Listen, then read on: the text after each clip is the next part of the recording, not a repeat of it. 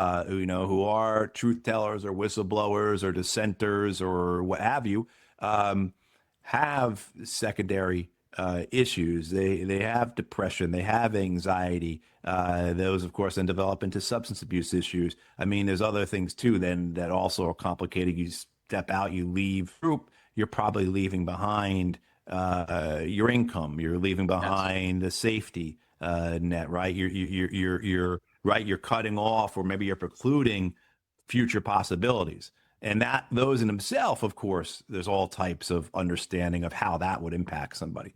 So I think that's just a long way of saying that it's not that hesitation, that fear. It's natural. I would say that the thing about how do you maintain yourself though, and how do you continue to have a career in what you do, even though you've spoken out against conventional wisdom, you've got your leadership, you've disagreed with the public narrative, is to keep at it, is to be persistent, Yeah. is to maintain your edifice, right? Is to maintain your beliefs, is to maintain your convictions, and to continue to prove yourself right.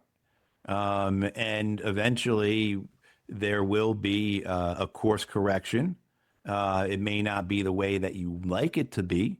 It may look entirely different, but it will be validated. It will be vindicating.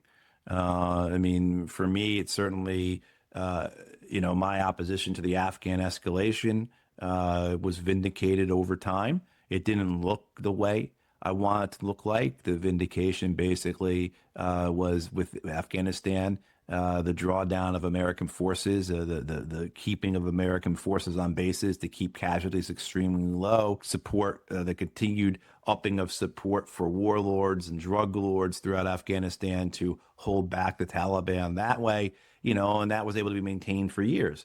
Now, that's no certainly what I wanted to see happen, but it does prove that what I was saying about the war, Yeah. right, that came out the way I was saying it was going to come out, right? I mean, so you take that and you understand that you are up against a leviathan, you are up against a system, you are up against a corporation, whatever it is.